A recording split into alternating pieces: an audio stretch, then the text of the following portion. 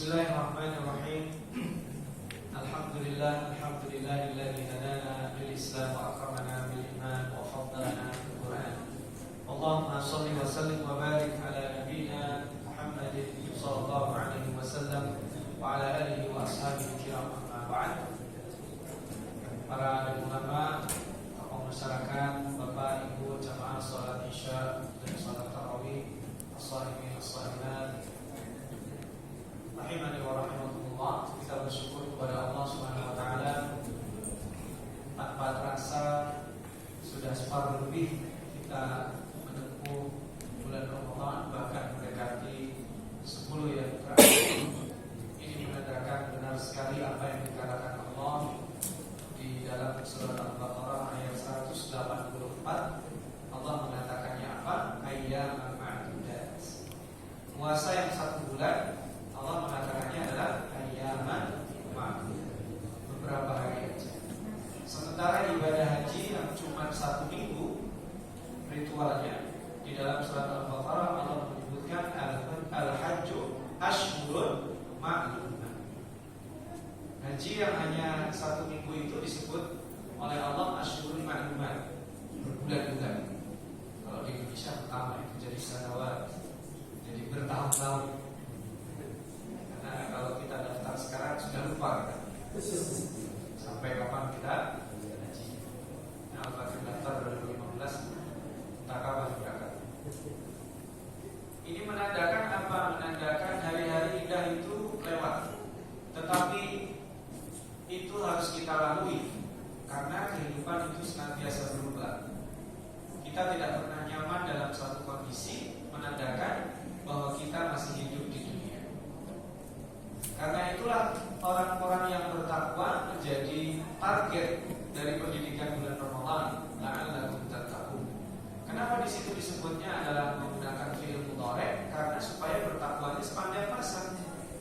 Jangan sampai kita bertakwa hanya di bulan Ramadan. Jangan sampai kita bertakwa hanya di saat-saat tertentu saja. Tetapi meski demikian, di bulan Ramadan ini adalah sebuah rekayasa yang Allah mudahkan untuk kita. Ternyata menjadi orang baik itu enak. Ternyata menjadi orang yang penyayang itu nikmat.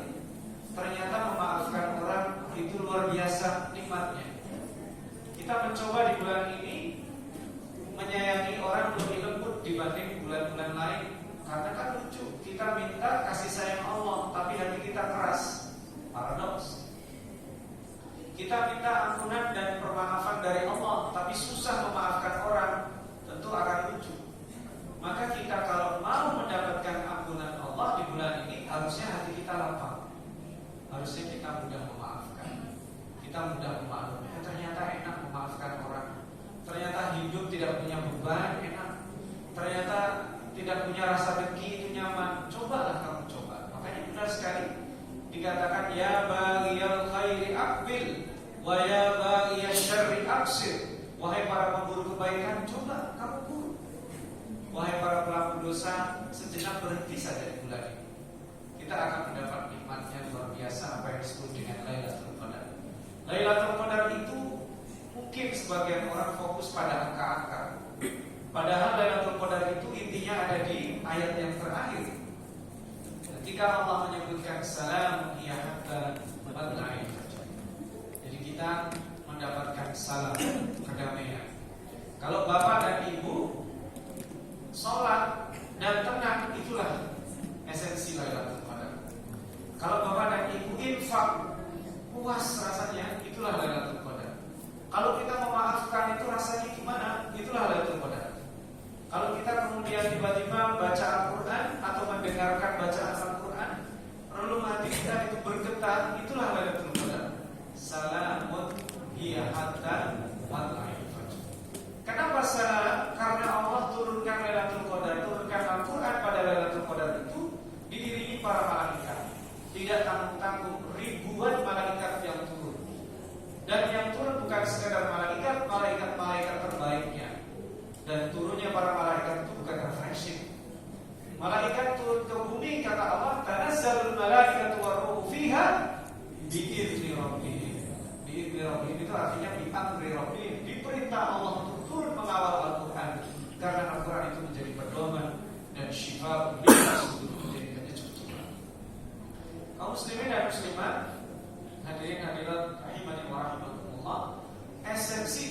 Lailatul Qadar itu sesungguhnya bukan angka-angka, sekalipun kita perlu itu. Esensi dari Lailatul Qadar itu kayak kita ketika menyelesaikan sholat kita. Kita ini membuka sholat dengan pendekatan pada Allah dan pengakuan kemahabesaran Allah. Tapi pada saat kita tidak mengakhiri sholat kita, yang kita perbanyak adalah salam. Dan itu semuanya bahasanya dialog. Salam dan sholawat kepada Nabi tidak disebut assalamu alaihi. Tapi kalau kita baca tahiyat apa? Assalamu alaika. Ini menandakan bahwa kita menghadirkan Nabi Muhammad dalam sholat kita. Assalamu alaika ayuhan nabi wa rahmatullahi wa barakatuh. Terus kemudian apa? Assalamu alaina. Saling mendoakan. Wa ala ibadillahi shalihin. Dan kita mengakhiri sholat kita, coba bunyinya assalamu alayya atau assalamu alayna, bunyinya assalamu alaikum. Subhanallah. Berarti orang yang menyelesaikan sholat itu sama dengan siap menjadi duta salam, menjadi duta perdamaian, menjadi duta rahmat, menjadi duta barakah. Itu tiga hal yang dicari manusia dalam hidupnya, yaitu salam, kedamaian, ketentraman, yaitu rahmat, kasih sayang, yaitu barakah. Barakah itu kualitas hidup. Keberkahan hidup kita itu penting sekali. Tiga hal itulah yang dibutuhkan manusia hidup di dunia: salam, rahmat, dan barakah. Ketika kita mendapatkan itu, maka itulah adalah esensi Lailatul Qadar. Karena itulah Ibunda Aisyah radhiyallahu anha, ketika para sahabat bertanya kapan Lailatul Qadar, beliau fokus pada trik dan tips supaya mendapatkan Lailatul Qadar. Dan oleh Rasulullah SAW disarankan memperbanyak doa, Allahumma innaka afuwun tuhibbul afwa fa'fu anni. Subhanallah. Allahumma innaka afuwun, wahai zat yang memiliki kelebihan. Al-afu itu artinya bukan hanya pemaaf. Yas'alunaka madza yunfiqun 219 itu ya. Qulil af. Al-afu di situ artinya adalah kelebihan. Wahai zat yang maha memiliki kelebihan, ampunan, ampunilah. Karena di dalam Al-Quran Allah maaf itu selain afu itu disebut ghafirun, ghafarun, dan ghafurun. Ghafirun adalah sifat pemaaf Allah untuk dosa-dosa ringan yang biasanya dilakukan manusia pertama kali. Maka Allah menyebut ghafirun dzambi wa qabilit taub. Orang yang melakukan dosa pertama kali umumnya tidak ketahuan, ditutup aibnya orang. Ada orang selingkuh baru pertama ketahuan, Ustaz, itu apes, biasanya enggak. Jadi ketahuannya setelah sekian kali. Ada orang mencuri, biasanya ketahuannya adalah setelah sekian kali. Coba ada kotak amal hilang, itu biasanya adalah ketahuannya setelah sekian kali. Ada curanmor motor di kampung kita, itu ketangkapnya adalah misalnya setelah sekian kali. Karena kaidahnya orang yang melakukan kesalahan pertama kali biasanya diberi kesempatan oleh Allah untuk memperbaiki. Begitu. Dan Allah menyediakan dirinya pemaaf, Ghaffar, itu superlatif di atasnya. Dan ternyata yang paling banyak di dalam Al-Quran itu bukan Ghafirun, bukan Ghafarun, tapi Ghafurun, dan yang maha memiliki pengampunan untuk dosa-dosa kelas berat. Makanya ini disebut Allahumma innaka afuwwun tuhibbul afwa, wahai zat yang menyukai membagi-bagi kelebihan, ampunilah, berilah kekuatan kepada kita. Karena gini, doa itu artinya gini, ya Allah, dan yang memiliki kelebihan, lebihkanlah tenagaku supaya bisa giat. Ya, yang memiliki kelebihan, lebihkanlah rizkiku supaya bisa sedekah lebih banyak. Wahai zat yang memiliki rasa rahmat, lapangkan dadaku supaya mudah memaafkan. Wahai zat yang memiliki kelebihan ilmu, berikan aku ilmu lebih supaya bisa mengajarkan lagi, menyampaikan petunjuk. Jadi doa Allahumma innaka afuwwun tuhibbul afwa fa'fu anni itu bukan sembarang doa.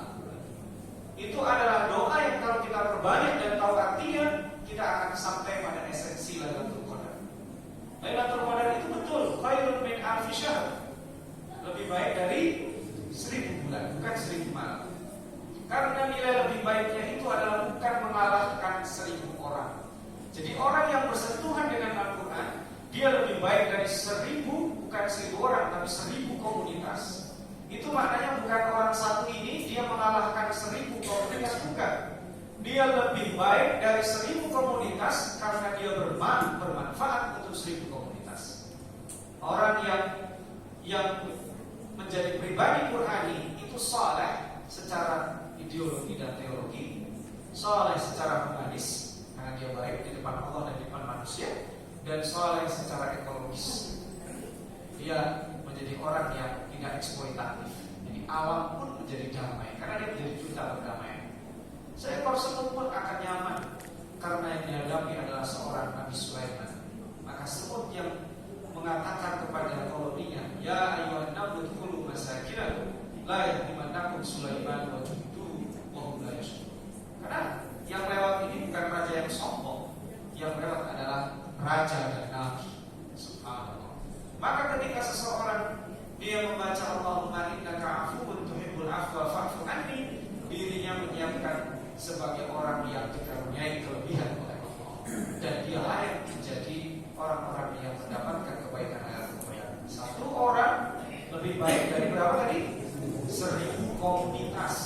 Lebih baiknya itu bukan mengalahkan, sekali lagi, karena esensi kemenangan kita di dalam Al-Quran tidak pernah ada yang disebut orang yang menang adalah orang yang mengalahkan, tidak ada. Mau memakai dzalikal fawzul adzim, ya, ulaika humul faizun yang tadi Al-Fakir bacakan di surat Al-Baqarah. Al-faizun, para pemenang adalah orang-orang yang mendapatkan ridho. Yubashshiruhum rabbuhum bi rahmatin minhu wa ridwanin wa jannatin lahum fiha na'imun muqim. Itu adalah orang yang mendapatkan ridho Allah. Dia orang menang. Menang itu bukan mengalahkan. Menang itu adalah terkait dengan kualitas diri. Karena orang yang sudah menang dihina tidak ngaruh. Orang yang sudah menang diabaikan tidak ngaruh, dicaci maki, disingkirkan, dikriminalisasi tidak ngaruh. Jadi kemenangan esensinya adalah pada kualitas diri. Karena kita tidak diukur dengan orang lain. Allah Maha Adil karena kita tidak dibandingkan orang lain. Ada yang meninggal 60 tahun, ada yang 40 tahun, ada yang 50 tahun, ada yang 17 tahun. Tidak adil kalau seandainya semua dinilai dengan usianya. Kita akan dinilai dengan kualitas diri kita. Maka Lailatul Qadar itu esensinya bukan berkah. Lailatul Qadar adalah esensinya kemanfaatan. Mudah-mudahan Allah jadikan diri kita adalah orang-orang yang mendapatkan kebaikan Lailatul Qadar, bersentuhan dengan Al-Quran, menjadi ahlul Quran, dikumpulkan bersama ahlul Quran, mendapat syafaatul Quran di dunia dan di akhirat. Karena semua yang bersentuhan dengan Al-Quran menjadi yang terbaik. Malaikat yang membawanya menjadi malaikat terbaik, manusia yang menerimanya menjadi manusia terbaik. Bulan yang di dalamnya turun Al-Quran, satu-satunya bulan yang disebut di dalam Al-Quran secara letter adalah bulan terbaik. Dan malam turunnya Al-Quran disebut Lailatul Mubarakah, Lailatul Qadar. Aku qauli hadza, mudah-mudahan bermanfaat. Mohon maaf bila ada khilaf dan kekurangan. Nasallallahu alaihi wa sallam. Wassalamualaikum warahmatullahi wabarakatuh.